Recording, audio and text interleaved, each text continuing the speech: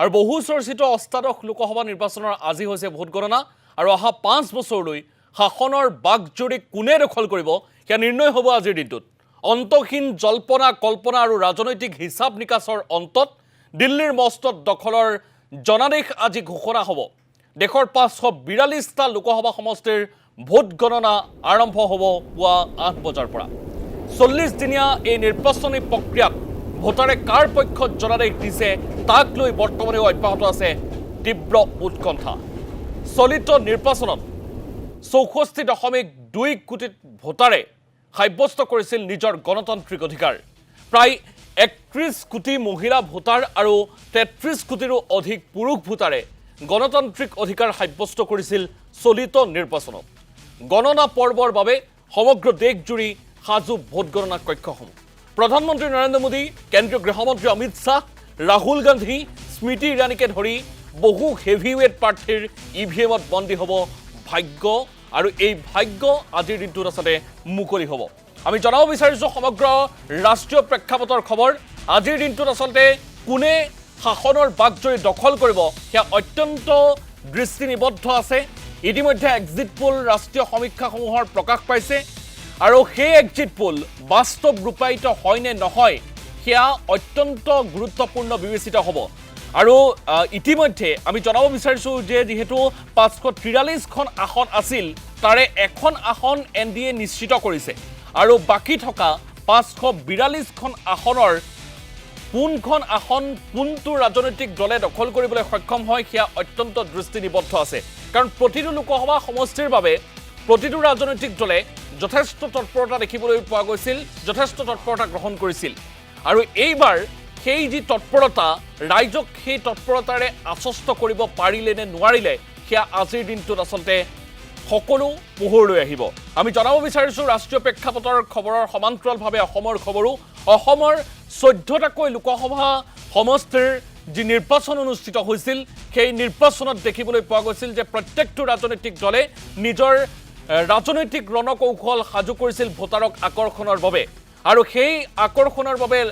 যিসমূহ ৰণকৌশল সাজু কৰিছিল সেইসমূহে কিমান দূৰ আচলতে ফলপ্ৰসূ হ'ল ৰাইজক কিমান আশ্বস্ত কৰিবলৈ সক্ষম হ'ল ভোটাৰক কিমান আকৰ্ষণ কৰিবলৈ সক্ষম হ'ল সেয়া আজিৰ দিনটোত আচলতে অধিক স্পষ্ট হৈ পৰিব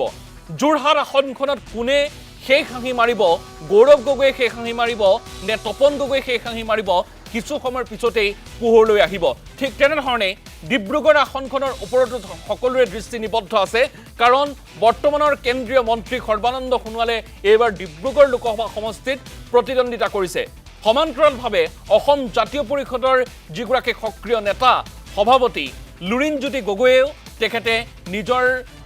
প্ৰতিদ্বন্দ্বিতা কৰিছে সৰ্বানন্দ সোণোৱালৰ সৈতে ডিব্ৰুগড় লোকসভা সমষ্টিত গতিকে ডিব্ৰুগড় লোকসভা সমষ্টিত কাৰ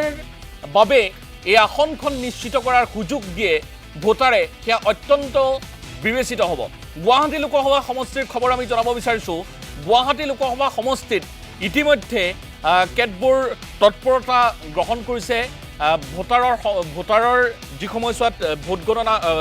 ভোটদান সাব্যস্ত কৰিছিল ভোটাৰে সেই সময়ছোৱাতো যথেষ্ট আচলতে তৎপৰতা দেখিবলৈ পোৱা গৈছিল আমি এই মুহূৰ্তত ৰাজ্যৰ দুটাকৈ প্ৰান্তলৈ লৈ যাব বিচাৰিছোঁ দৰং ওদালগুৰিলৈ লৈ যাব বিচাৰিছোঁ সতীৰ্থ সাংবাদিক মুছাদ্দিক হুছেইন আছে আৰু সমান্তৰালভাৱে কোকৰাঝাৰৰ পৰা ৰিনয় বসুমতাৰী আছে দুয়োটাকৈ সমষ্টি অত্যন্ত গুৰুত্বপূৰ্ণ এইবাৰ লোকসভা নিৰ্বাচনৰ যেতিয়াই প্ৰচাৰ চলিছিল তেতিয়াই দেখিবলৈ পোৱা গৈছিল যে আটাইকেইটা ৰাজনৈতিক দলে যথেষ্ট তৎপৰতা গ্ৰহণ কৰিছিল প্ৰচাৰৰ সময়ছোৱাত প্ৰথমতে মুছাদ্দিক হুছেইন মই আপোনাৰ কাষলৈ আহিব বিচাৰিছোঁ যথেষ্ট প্ৰত্যাশিত দিন আজিৰ দিনটোত আচলতে কাৰ ভাগ্য উদয় হৈ সেয়া নিশ্চিত হ'ব এই মুহূৰ্তৰ খবৰ জনাওক মুছাদ্দিক হুছেইন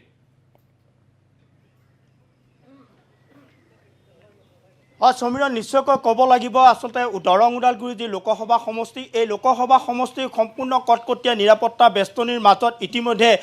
যি কাউণ্টিং হলৰ কাৰণে বিষয়া কৰ্মচাৰীসকলক নিয়োগ কৰা হৈছিল তেখেতসকল আহিছে মই সামগ্ৰিকভাৱে এই দৃশ্যসমূহ দেখুৱাইছোঁ এয়া যিসকল বিষয়া কৰ্মচাৰী এই বিষয়া কৰ্মচাৰীসকলৰ তেখেতৰ কটকটীয়া নিৰাপত্তাৰ বেষ্টনীৰ মাজত তেখেতসকলক এনেধৰণে আচলতে কাউণ্টিং হললৈ প্ৰৱেশ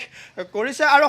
সামগ্ৰিকভাৱে যদি আমি চাওঁ অসমৰ সৰ্ববৃহৎ যিটো আচলতে দ্বিতীয় লোকসভা সমষ্টি আচলতে এই লোকসভা সমষ্টিত প্ৰায় 22,09,314টা ভোটাৰ আছে তাৰে ভিতৰত প্ৰায় 18,11,776জন ভোটাৰে ইতিমধ্যে জনতাই ৰায় দি থৈ দিছে আজি ইভিএমত আবদ্ধ হৈ আছে আজি কিছু সময়ৰ পিছত অৰ্থাৎ 8 বজাৰ লগে লগে আচলতে আৰম্ভ হ'ব এই কাউণ্টিং আৰু কাউণ্টিঙৰ কাৰণে যি যাৱতীয় প্ৰস্তুতি বা ইয়াত যি কটকটীয়া নিৰাপত্তা বেষ্টনী এই বেষ্টনীৰ মাজত এই ধৰণে আচলতে দেখিবলৈ পোৱা গৈছে আৰু সামগ্ৰিকভাৱে ওদালগুৰিত এই যি আচলতে দৰং ওদালগুৰিৰ সমষ্টিত মই ওদালগুৰি আয়ুক্তৰ কাৰ্যালয়ত আছোঁ আৰু এই ওদালগুৰি আয়ুক্তৰ কাৰ্যালয়ত 4টাকৈ বিধানসভা সমষ্টি ক্ৰমে টংলা ভেৰগাঁও মাজবাট আৰু ওদালগুৰি এই 4টা বিধানসভা সমষ্টিৰ ইয়াত আচলতে কাউণ্টিং হ'ব আৰু সমগ্ৰ বিশেষকৈ দৰং ওদালগুৰি সমষ্টিয়ে অসমৰ ভিতৰত সৰ্ববৃহৎ আচলতে এটা লোকসভা সমষ্টিত য'ত আছে আচলতে প্ৰায় 11টাকৈ বিধানসভা সমষ্টি আৰু এই 11টা বিধানসভা সমষ্টিৰ ভোটাৰ টোটেল 22,09,314জন ভোটাৰ আছে তাৰে ভিতৰত প্ৰায় 82% ভোটাৰে ইতিমধ্যে ভোটদান কৰিছে আৰু শাৰী পাতি এই ধৰণে আচলতে আহিছে আমি সামগ্ৰিকভাৱে যদি ভোটৰ পৰিসংখ্যা চাওঁ এই 4টা বিধানসভা সমষ্টিত পুলৰ পৰিসংখ্যা যদি আমি চাওঁ তেতিয়াহ'লে দেখিবলৈ পাম যে আচলতে আমি যদি চাওঁ সামগ্ৰিকভাৱে আচলতে ৰঙিয়াত প্ৰায় 2,09,085 ভোট আছিল তাৰে ভিতৰত পুল হৈছে আপোনাৰ 1,71,103টা আৰু তাৰ ভিতৰত যদি আমি চাওঁ আপোনাৰ কমলপুৰ সমষ্টিত প্ৰায় 1,82,440টা ভোট আছিল তাৰে ভিতৰত প্ৰায় 1,52,911টা ভোট পুল হৈছে তাৰ বিপৰীতে আমি চাওঁ যদি আচলতে তামোলপুৰত প্ৰায় 2,14,369টা তাৰে ভিতৰত আপোনাৰ 1,65,913 ঠিক এনেধৰণে আচলতে ইয়াৰ যি প্ৰক্ৰিয়া এই প্ৰক্ৰিয়া আচলতে আৰম্ভ কৰিছে আৰু এই যি আচলতে 4টা বিধানসভা সমষ্টিত প্ৰায় 14খনকৈ এটা সমষ্টিত টেবুল ৰখা হৈছে আৰু ঠিক সেইধৰণে ভেৰগাঁৱত আপোনাৰ 16 ৰাউণ্ড হ'ব 16টা ৰাউণ্ড হ'ব তাৰ বিপৰীতে ওদালগুৰিত 14টা ৰাউণ্ড হ'ব তাৰপিছত মাজবাট সমষ্টিত 16 ৰাউণ্ড হ'ব আৰু লগতে টংলা বিধানসভা সমষ্টিত 17টাকৈ ৰাউণ্ড হ'ব আৰু এনেধৰণে আচলতে যি প্ৰক্ৰিয়া এই প্ৰক্ৰিয়া আচলতে আৰম্ভ কৰিছে শাৰী পাতি বিষয়া কৰ্মচাৰীসকল সোমাইছে সমীৰণ এয়া সামগ্ৰিকভাৱে দৰং ওদালগুৰিৰ যি 4টা বিধানসভা সমষ্টি ওদালগুৰিত হৈছে এয়া আমি সামগ্ৰিকভাৱে এই দৃশ্যসমূহ দেখুৱাইছোঁ ঠিক এই ধৰণে বিষয়া কৰ্মচাৰীসকল ৰাতিপুৱা 5 বজাৰ পৰা শাৰী পাতি তেখেতসকলে আচলতে এই ধৰণে প্ৰৱেশদ্বাৰত প্ৰৱেশ কৰি আছে